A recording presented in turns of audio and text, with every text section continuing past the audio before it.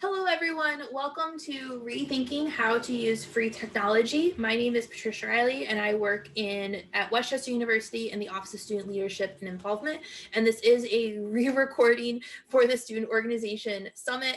I had a little bit of a technical glitch with the video, not completely uploading, so hopefully this time works. So just kind of a little bit about Westchester. We are located in the southeast corner of Pennsylvania. We are public and part of the PASHE system. We have around 17,000 students and around 300 recognized student organizations. We transitioned to fully remote learning in March of 2020, like everyone else. We were fully remote for fall 2020, and we will be predominantly remote for spring 2021.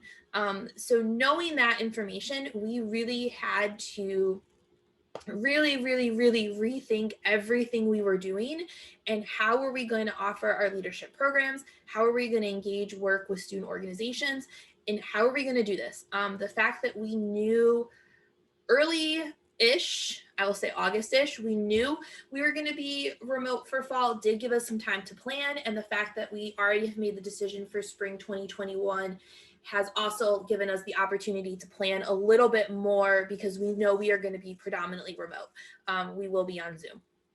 We are at Campus Groups Campus, so if you hear me refer to RAM Connect, that is our student organization management platform, which is based on a campus group platform. We do have all of our students do have an Office 365 account. We are predominantly a Microsoft school, even though we do use a lot of Google products, as I will demonstrate.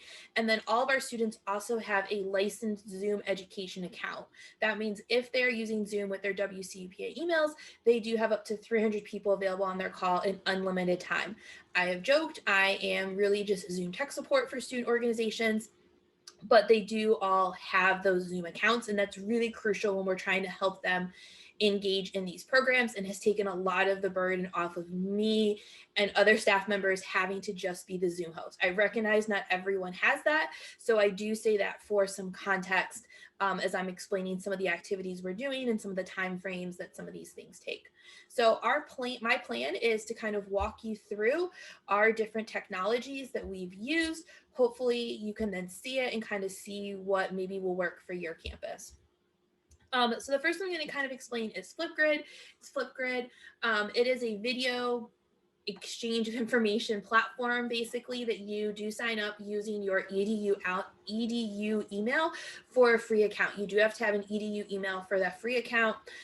You are able to restrict your grids to just people in your edu domain, which I personally have liked because I do think that gives our students a little bit more protection and a little bit more safety than having everything up on YouTube. It works with both Google or Microsoft, both work, used it with both, had no problems. Some things we are considering using it for upcoming video scavenger hunts.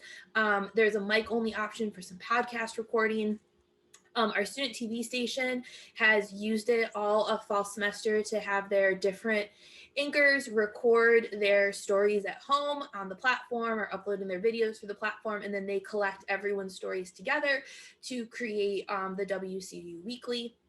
It does auto captioning, and the auto captioning is about 90% accurate. It's pretty easy to edit. Either the person who uploaded the video or the moderator can edit those captions. So for when we were going to use it for our org fair, we did have the students editing their own captions, which was fantastic. Made my life a little bit easier.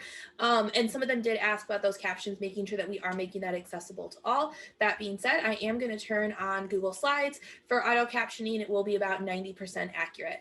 The other thing I like about Flipgrid is that there's less of that copyright block that you get on YouTube because it's not open for public domain. Your videos are a little bit more restricted. There are lots of videos and lots of learning on Flipgrid that is available for anyone, as it was a predominantly K through 12 education platform. But we like to use K-12 education here in higher ed. So hopefully, yes, so here is Flipgrid. You sign in using your edu email. I'm already signed in, so you don't all see my passwords. You basically create a group, and then within a group, you create topics. So when we were doing this for our student organization fair, we were creating a topic for each category, and then we shared out individual boards to organizations in that category.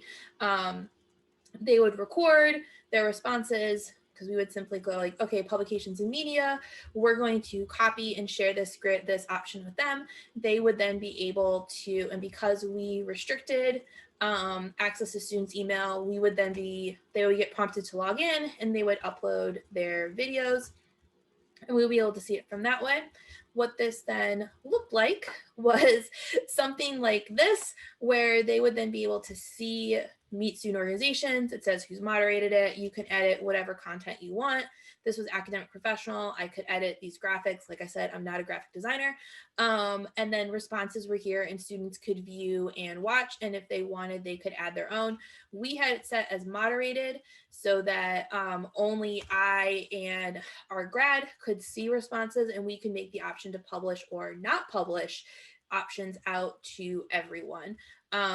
So just another option from this way. There are lots of different ways that I could see Flipgrid being used. There's discovery, activity, mixtape, shorts, grid pals. There is a lot of opportunity with this platform, if that's something that appeals to you. Another one we use a lot of is called Flippity.net. I was using this prior to us going remote, predominantly to create word searches, crossword puzzles, word scrambles, those things. In remote land, we have used quiz shows, we use manipulatives, we use the scavenger hunt, we've used the bingo option, and we use the name picker wheel of icebreaker questions. So Flippity is just flippity.net. You click on here. It is based on Google Sheets. So everything is tied to a Google Sheet template, and then you just publish the templates and the links are available. So flashcards, quiz show, name picker, randomizer, scavenger hunt, I'll show you in a minute what we've done. Board game, manipulatives has been a huge, one of our students have really enjoyed a lot. Matching games, bingo's been pretty successful. You can make your own bingo cards for free, and students can play it right online. Different options for those pieces. Once you kind of know what you want to do, you just click on the template. It prompts force copy.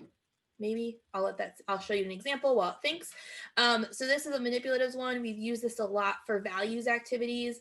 In leadership, we're always trying to get our students to articulate their values and then live their values a little bit more. So we will drop in the chat this long link, or usually we actually shortcut it.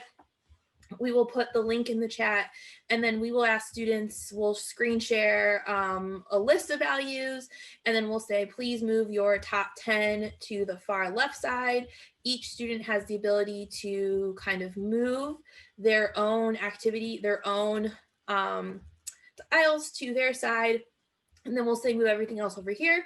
And then we'll say, okay, once we kind of see that close to being done, which I use the participant icons of yes and no. So if you are done, please raise your hand, or please indicate I usually say when you're done, click the green yes button that is in the participant panel. That way I keep the raise the hand feature if they have a question, but it kind of gives me an idea of where people are, especially when I give them their own something to work on individually. We'll say, okay, now rank in your top 5, move the other ones over to the middle, and then we'll usually do a discussion after that. The other thing we use a lot of Flippity is we love to spin the wheel. I always feel like I'm a game show host, as do my students, and we might start a program with spinning a wheel periodically as people are kind of trickling in, so you don't have that awkward 4 or 5 minutes of sitting on Zoom, or you're waiting for people to come in. And so it might be like, what sport would you compete in if you were in the Olympics? Drop it in the chat. So we might use it that way at the beginning. We might use it during a program, especially if there's a small group, and have everyone answer a different question. So we might go in order. We'll say, Patricia, your question is, what's your favorite season and why? And then I would answer the question. Or we might do it with dropping the link and sending them into small breakout groups to answer multiple questions in a different order. We also have done different Flippity spinning wheels for different questions at different times of the year. So we did gratitude questions in November. We did fall themed questions during fall, and we include this in our student organization newsletter as just something that they can use during their meetings to kind of change up what's going on and try to force some of that interaction. I like to use the chat feature as a way for multiple students to answer those questions, just because recognizing that everyone wants to answer things out loud, and the chat does allow people to engage at a level that's comfortable for them, and they can answer or they cannot answer. So now that it's done thinking, basically you just pick your template loads, you change whatever you want the wheel to be, and then you would publish it and you get your link right here, which opens up your changes. We've also used the name picker as if we know the group that's coming, we might put everyone's name in, spin the wheel, and that's who we're going to start with, or that's how we're going to break up into groups. Just some different ways to change up so you're not always feeling like you're calling the same person, and that they can kind of see some different pieces along those lines. So I think that's everything for Flippity. Yes. So that is Flippity. Another one we use a ton is Google Jamboard. I used this, as I said, before we went completely remote. I'm continuing to use it. It is one of my favorite free technologies, in part because it's basically just a virtual whiteboard, but it's a virtual whiteboard that's kind of more fun and very user-friendly. So I've used it for brainstorming before meetings, during meetings. I will throw a Jamboard out to students in an email and say, hey, you have a week to put your responses. If no one's responded by like the night before, hey guys, don't forget, I need your thoughts beforehand to kind of spark some of that. Less, I need you to think of things on your feet, but I want you to kind of come to meeting prepared. Also used it during meetings, during activities when I feel like I can't hear everyone in the rooms or everyone's perspective. I will add a Jamboard. We use it for a ton of reflection after activities, particularly if we have groups doing things in breakout rooms and they don't all finish at the same time. We'll use a Jamboard to kind of collect those group spots as they're kind of finishing up at different times. We use the pen feature for drawing or line activities or word searches. I also like that you can save it as a PDF file, so I can save it, I can send it back out to people, and I can turn the edit feature on and off as needed. So for some examples of how we're using it, this is an activity for goal setting. We're trying to get them to think about specific, general, short-term, long-term. So like new student community building. Well, which quadrant does that fall in? You can very easily move it. A short specific goal that's long-term might be to build a homeless shelter. Collect coats might be your short-term goal. So kind of understanding, taking brainstorming and then manipulating them into different quadrants and kind of what fits our overarching goals. Goal setting we do a lot of, and being realistic. This is a way we use the Jamboard. We sent students into breakout rooms, dropping the Jamboard before they left for the breakout room, and said, list 5 things your people in your room have in common, put it on the Jamboard. So we kind of knew a way to gauge when people were almost being done, kind of whatever those 5 might be. Just as the Jamboard, like they basically could have their sticky note, they can all have access to it. This was one we frequently do a lot of debriefing questions. And so like identify 2 or 3-year-olds responsibilities that formed within your team. I always preface when we use reflection questions as like, remember, we are all learners. Keep that in mind as people are going through. We don't judge for spelling, we don't judge for grammar, and we want you to make sure that things are positive and not going to tear the group down.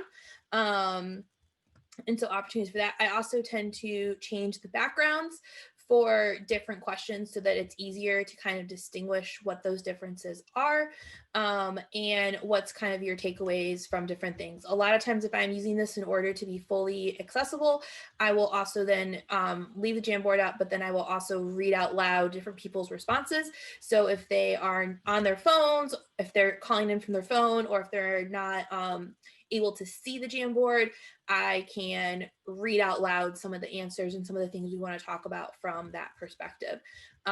Frequently to share, once again, like every Google product, it is anyone on the internet can view.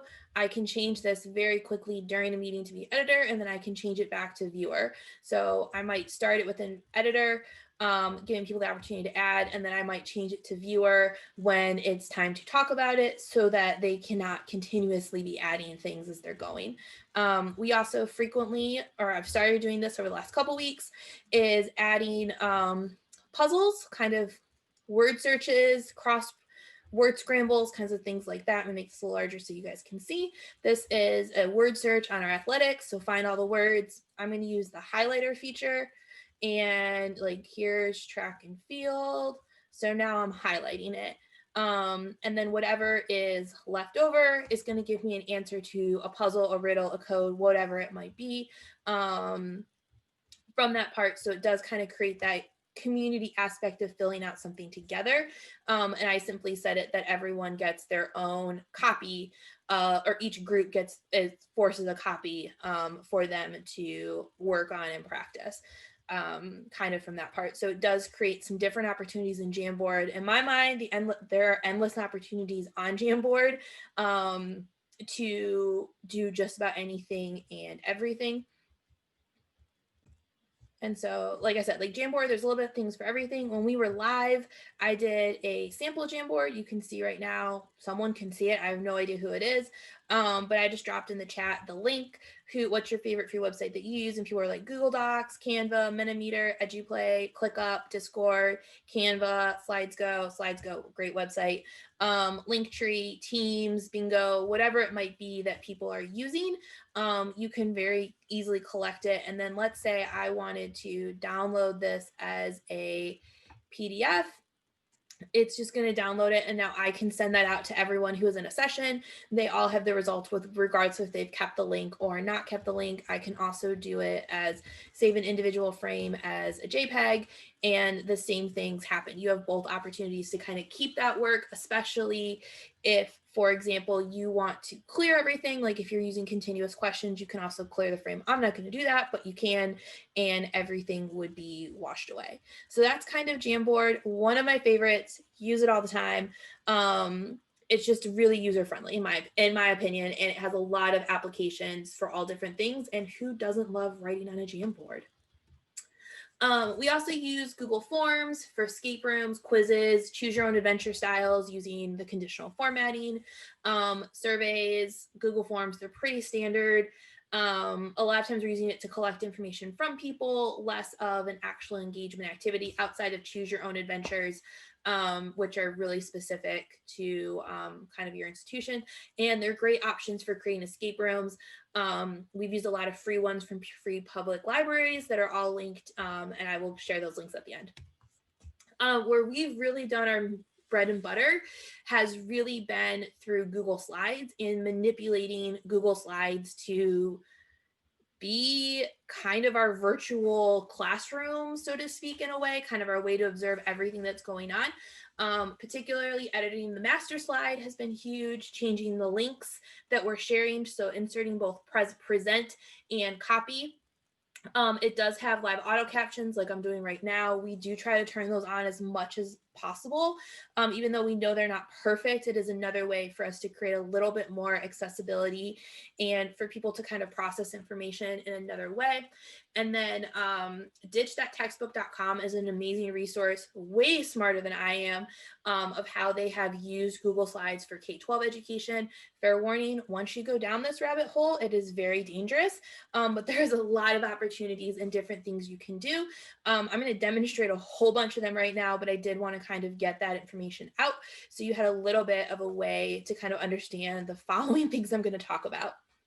So first thing we do a lot of is we will create, slides for groups. So we'll create, sorry, let me start here. We create a Google Drive folder, generally, if we're going to use this concept for kind of each activity or each facilitator who is going to be presenting a set of activities. We will create one set of slides, and then we will use the slide copy feature and rename it to be, we'll copy it for however many groups we are anticipating having. So for this example, I did 8. So I made 8 copies of group 1, made more simply by going make a copy, which should be which will automatically top, and then I will go to just kidding. I will right click with,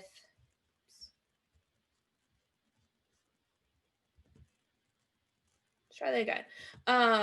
So there we go. We'll click on it. We will click on rename. I will change the name to be whatever group number I am planning to do. So this is generally used when we are planning to use breakout rooms. So if I'm doing a program and I'm going to split people into 10 groups, I will make 10 copies of one set of slides. Make sure everything you want is in that first set, so that when you copy it, you don't have to go back and make the same change for however many times you need that number of groups. Yes, I've done that and had to go back and make a change 30 times. Just fair warning. So we will go through, we will make those slides. We will then, after do that, we will get the link. So, and I will change it to anyone with the link.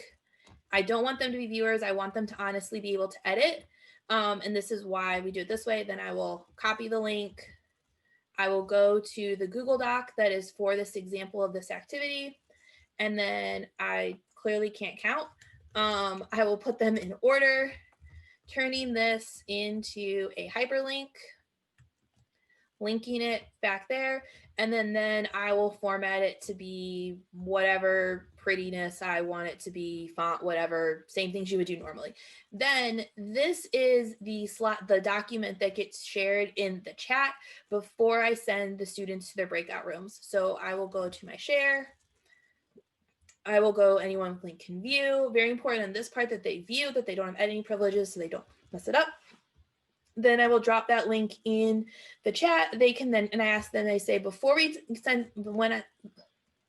I will say, open that link up. Now I'm going to send you to breakout rooms. Once your breakout room number pops up, accept your breakout room. And then when you get into the breakout room, please open the set of slides that relate to your group number. So obviously breakout room 1 gets group 1, breakout room 2 is group 2, etc. And then on my end, I have opened up in a separate browser everyone's slides. And so what this allows me to do as the facilitator is I can kind of see where a group is. So for this example, group 6 really hasn't done much. So I might hop over into group 6 and find out like what's going on. Group 2, rocking it out. Their story doesn't make any sense to me, but that's okay. I can see exactly what they're doing. I don't need to worry about them. Group 1, I might want to go over and see, because while they've got something on slide 9, they've also got things on slide 7, they've got some things on slide 8. So they clearly probably didn't read the directions. So depending on how much time I've given them to do an activity, I might be popping around to some different ones. Or if I have a co-facilitator, I will say, hey, can you go check on this group? They're really not sure what's going on. And it gives us kind of the opportunity to kind of see what is quote unquote, see what's happening in an overall room. So if we go back to kind of example 6, you'll also notice sometimes I only want them to be able to move the images on certain slides. So I might give them slides that are an example, the activity, directions. Usually I write more than this, but this is an example activity, a couple slides of materials, whatever that might be. And then I usually give them templates or slides to work on. So in this example, I want them to add things to the image. However, I don't want them to be able to manipulate my background image. I want them to keep this full scale. So you'll notice on slide 7, I have full editing privileges. I own this document, but I can't change around this background. Versus on slide 9, if I don't really want to be in Magic Kingdom, well, bye-bye Magic Kingdom, it's gone. Simply because it is only set up as an image. How I change this is I go to my slide, I go to my edit master, and now I have the ability to complete, this is also how if you wanted to create your own Google themes, you could do it. I now have the ability to change and edit whatever I want. So for this example, if I want to create, so let's say I want a new blank slide. So I did this one. I'm just going to delete this stuff because I don't really care about it. I'm going to insert some shapes if I can remember where my shapes, oops, there's my shapes. Nope, shapes. Just for purposes, I'm just going to draw 2 boxes. I'm going to copy paste. I'm going to make 1 box. yellow, and one box. These aren't our brand colors, but that's okay. As you all know, if you're familiar with Google, you can change whatever you want. So I've made these two. So now I can come back over to my slides. I'm going to delete slide 10, and I'm going to come up to my add new slide. And my example is right here as a custom layout. So now I can have them, whatever they want, it's right here. This is where I say, whatever your backgrounds are, and you'll notice like slide group 2, which is the exact same original slides, like I can only edit the background on 9, which was the example from group 6. They're not going to have it, and they don't necessarily have all my options to add it back here. It is only on the set of slides that I did for this specific presentation. So if you use this concept, make sure everything is ready to go before you start copying. But it does allow me to now not let the students manipulate the background. They can only add things. So if I want things sized a certain way, if I want to have certain text that I don't want them to be able to edit, or if I don't want them to be able to delete a question, this is one of those ways you can do that. Another way we frequently use this is in our beads of privilege activity. So for this one, we made our edit our master. Our master became, if you've done beads of privilege, normally students walk around the room, they read a list, they pick up beads, they make a bracelet, necklace, lanyard, whatever you're doing. Obviously, we don't have that option, but the beads of privilege activity is such an easy way to begin that privilege conversation of people recognizing things that they individually have. We didn't want to lose it. And so we kind of created our virtual version. And so we did these circles on our master slide, which then allow us on our actual slide to only allow students to manipulate and move the individual colors. So if we were doing this activity, I would screen share the privileges as I read them out loud. So Christian privilege is tied to orange. As students are feeling like that relates to them, we ask them to move their orange beads to their virtual bracelet using their drag and drop options. And then we have this set up that it forces them to, they're the only ones that can see it. We don't see it, we don't own it, but they are doing it that way. How we make sure that every student does it individually is we hack the URL. So we change anyone on the internet on the link can edit. I copy the link, I open up a new browser, and here where it says edit, I change to say copy. And then I hit enter, which is automatically going to force anyone who has this long, ugly URL to make a copy. I will usually do this beforehand. I will shortcut it. I will drop that shortcut link, but for purposes of this activity, you can see right here, it says copy. The students open this up in their browser. They are prompted to make a copy. I made this wrong. I shouldn't have done that example, but that's okay. So as you can see, like here's, if you think of this screen is now the student's computer, as they've pulled multiple purples and they drag them over to their bracelet as we read through each statement.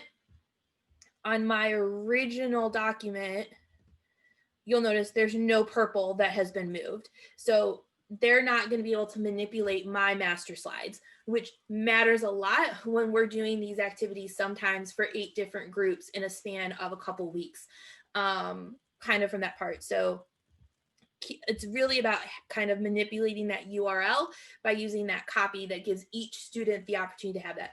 If we have someone who's not tech savvy, our answer is always grab a sheet of paper and make some notes as you're going through this activity. But for the most part, our students have been savvy enough to use a Google slide and have enjoyed having the opportunity to kind of see it, and then they can visually see kind of where their category fell, and then we lead into those discussions. But this way they're able to do it completely independently or completely on their own. We're not asking them to share their bracelet with everyone. We're not giving everyone their individual view, and we're not asking them to tell us which individual privileges, unless they feel like sharing during the reflection part, relates to them.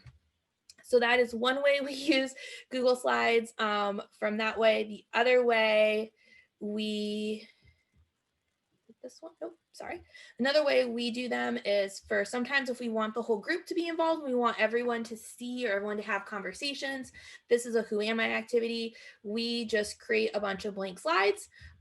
We put students' name on them, and then we will drop the overall link to everyone in the chat so that each person has their own slide, and we give them some time to edit and add whatever they want that feels like represents them. So for this example, Ramy Westchester, Ramy's our mascot. Ramy, he likes to travel. He's located in Southeast Pennsylvania. He can't wait to graduate. He's class of 24 with a sociology degree, and he wants to go to Paris and Japan.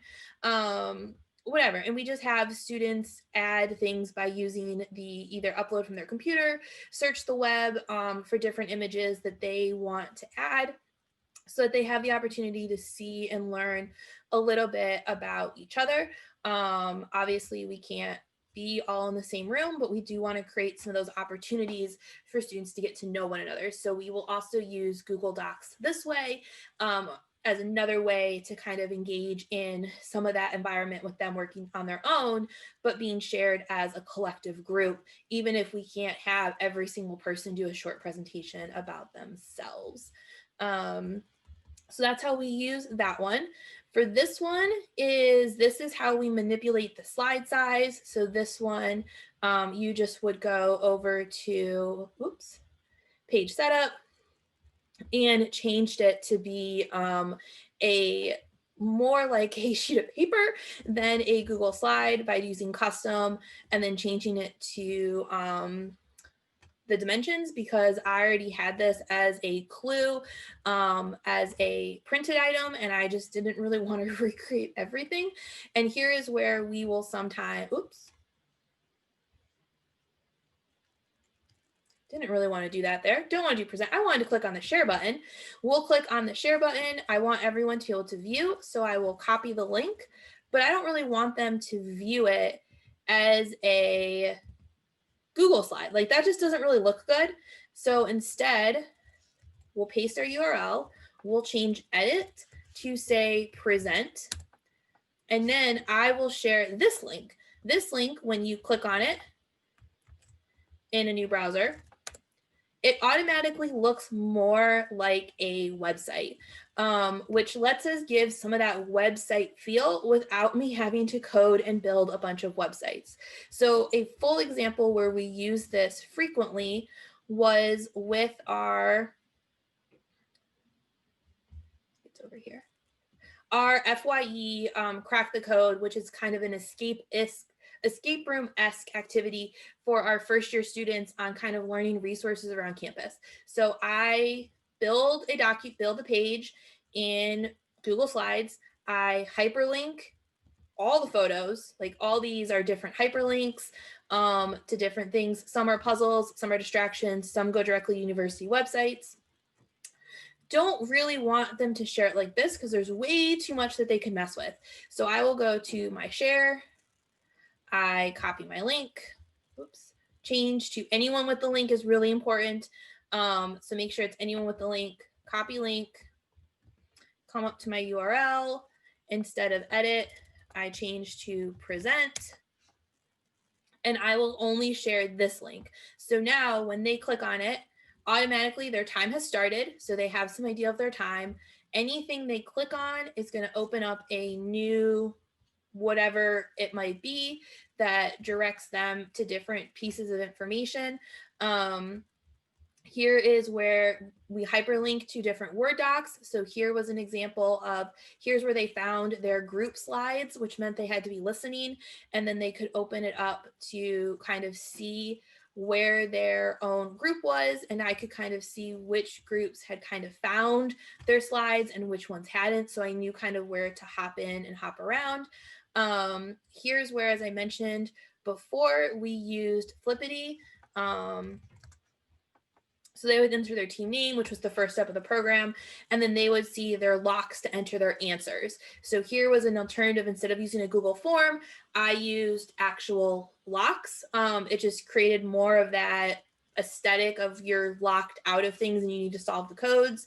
And so, for example, they would click on a lock, and it would be like, take the number of on-campus community gardens, multiply by the number of varsity athletic programs offered. So go right ahead. You can Google it, or they could find the answers in the room by clicking on different objects. 100% up to them on different things, whatever worked for how the group wanted to solve things, because there's always multiple answers. So if they get the right answer, the lock turns green. If they get the wrong answer, obviously the lock would turn here. So like, just for an example, you click on the key, wrong answer, lock hasn't changed. And so here's where they would then open up their word search. It's probably going to take a minute. And they would have the opportunity to then solve it, kind of find the words, find the answer. The answer is what is that answer to that lock. What I also liked about Flippity was I got an email response when the group finished, or if I wasn't the one facilitating, our grad got an email response. It was time-stamped, so we kind of knew how long people had taken on it, what team, who had finished, who hadn't. Kind of in that part, and we moved and changed the order around. We modified it. Some of them had hyperlinks, some of them went to other things. It all depended. Some they could click on the light bulb, they could get a hint. It was it kind of gave them some different ways to interact and to work with some content information that we really wanted them to know, kind of from that part, while working on teamwork, critical thinking, problem solving, all those aspects without them really realizing they were working on with it. And because it was for first year students, which this activity was, but we are exploring using this for org training, we knew that we wanted them to begin to work on some of those soft skills. And so that's how we used it. What I frequently did, instead of using those super long URLs, is I would shortcut it. So like here is an example, and then that was the shortcut link that I would drop in the chat for the students to open up before they went to their breakout rooms, or I would message it as a message once they were in their breakout rooms. Kind of from that part. And as I said, like here where this class had 10 groups, I would have all 10 open up in a browser, and I could kind of click between and kind of get a feel for where groups were and which groups I needed to go visit, or which groups maybe weren't going to get there, or if everyone had struggled, I could send a message to everyone using the Zoom breakout room feature. And then we would do, as groups were finishing, I would say come back to the main room, and that's when we would start the Jamboard with some reflection questions, so they could process while we were waiting for other groups to finish during the 30-minute time frame we had given them to it.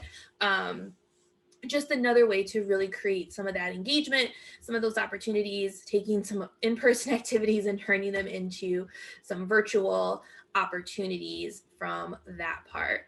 I think that's everything with Google. Double checking that I've covered all of my links. Another one we did, this is another way we engage with them. Sometimes we used a lot of colors. So this was kind of vulnerable squares, mindfulness, self-care, favorite activity. So we had them go through and list things, and then they would move objects as we read to a second part. For this one that I have open was one we did with our team. And so everyone was cool having their name on it. And so they could kind of see as we were working through what final things belong to people. So for Cassie, she loves to thrift, she treats herself, the different activities like things led. So it was also a kind of a get to know you activity, but also what's really important and how do you feel about making some of those decisions or processing through different pieces as we kind of went through these activities. So sometimes we do create like movable objects within another document to create sometimes things that maybe you would do in person where you were throwing sheets of paper or you were in a small group. We generally try to think of our Google Slides as being those sheets of paper, or our Google Slides as being those small group workspaces, and how we can do that. We oftentimes also set them up on our account and then just share the link so that we can keep the students' archival work for us to kind of know what's going on or where they are kind of from those pieces too. So that is everything with kind of Google Slides. Like I said, ditch that textbook, tons of tons and tons and tons of resources on that part. That's where I've learned a lot of the things I've learned from. Also explore using Google Sheets with conditional formatting. We use that with our involvement fair. As groups checked in, we turned them to green, and that was shared out. Kind of those pieces. Some other things we use frequently, as I mentioned, Bitly, which we use to track and process all of our links. So like from a Jamboard, how many people clicked on it, where forms are coming from, Drive folders, you name it, we've probably linked it. I also think it's entertaining to know where my students actually click on links. If I ever thought they didn't read my email, budget season proved that correct. They didn't click on the upload your budget from the email. They went to our student organization platform and clicked on the link there, which was totally fine. It was just highly amusing to me that they didn't do it on our website, didn't do it from our email, but they went to the student organization platform. Whatever it might be, it does kind of count, does give you some general basics of kind of where things are clicking from. So right now for our directions for our virtual involvement fair, no one is clicking them off of our university website, which is great. Instead, they're clicking either off of an email, off of our org webpage. Some of them are clicking it directly on the sample directions, which means they're actually hopefully maybe actually reading the directions, and then 2 more coming from wherever, and that's fine. Like, it just kind of gives me some basis to know where to kind of frame a little bit more of our marketing to be a little bit more intentional. And so I mentioned our spring fair. We are going to use Padlet for our spring org fair. This is our example board. This is our lovely, amazing student leadership team, our leadership consultants. We call them our undergraduate student leaders who work in our office. Kind of create more of that bulletin board feel and less of the intimidating of having to join a Zoom or asking our student org leaders to sit for 3 to 4 hours, a couple hours or an hour on Zoom. Our new students wanted Zooms, and our org leaders got tired of sitting on Zooms that no one was coming to. So we're trying bulletin board idea out as kind of a more asynchronous option for the spring, which is normally lower attended anyways, kind of from that option. And so we are using the paid version of Padlet. This is the only paid platform I've talked to you guys about all day. The free version gives you 3. We have 13 categories, so we did upgrade for a 6-month paid version. And so each category is listed, and each category has their own page, and then the links that we've been given to students are right here with kind of the directions that to walk them through how to do it, if they've got questions, who they need to contact, when the deadline is, all those bases that we all tell our students 15 million times to do. We're also connecting them to our organization platform. So we are going to use Padlet, which is another option. We also use Padlet for a couple different leadership programs. This was one on self-care where we kind of crowdsourced ideas. We used a Padlet in part because Jamboard, we were already using Jamboard for something else. And part of what we tried to do is use different technologies so students see different options and then can adjust to what fits theirs. So this was a crowdsourced Padlet that they added ideas on about how they took care of themselves, completely anonymous. I don't know who answered what, but they could kind of add in their own thoughts, and everyone has access to it to kind of see and look at later. We have another group that uses this for compliments. They throw up kind of like the kudos board or like who did good work this week. They will throw things up on the Padlet that way. That's just been another way that some student groups have used and continue to engage with Padlet. Some other options for free technology, we do use Slides Carnival and Slides Go because I'm not a graphic designer. And then our last one I'll just touch on briefly is our YouTube channel. We do use YouTube predominantly to upload tutorial videos on how to use our platform, our student organization management platform. We did make a video on how to navigate the virtual involvement fair, which was our most widely shared video. We do caption everything. We did use YouTube Live for our leadership awards, which went way better than I thought it would. Full transparency. And we're going to use YouTube Live again, or YouTube Live Premiere again for our leadership awards in the spring, and our couple of our student organizations have used the YouTube live premiere for some of their performances. Our AIDS benefit did a fantastic job mixing live premiere with a Zoom call, so it felt more like an actual show. With hosts, and then mixing in pre-recorded format, which was more fun than everyone hopping onto Zoom. We've also had a couple student groups who have used YouTube Live or the YouTube Live Premiere feature, for some different performances and things that they've been doing to kind of highlight and still feel like they've got that performance aspect. And then our swing dance club has actually used the live feature to teach swing dance. And they set the camera up at their feet and it's live swing dance lessons. So different as we have showed them what to do, they have by far gotten more creative than we ever thought was going to be possible, with kind of really opening their minds up and opening up my mind even on what could happen and how could things work. This doesn't come without a lot of work and a lot of being really intentional and thinking about things. And so if anyone has any questions or you want to chat afterward individually, more than willing, my email is priley2@wcupa.edu. I've taken it on as a challenge that I refuse to quit for the year, as I mentioned before. And so really figuring out what's going to work best has really been a lot of trial and error, depending on what activity we're doing, how we're doing it, and what's going to work.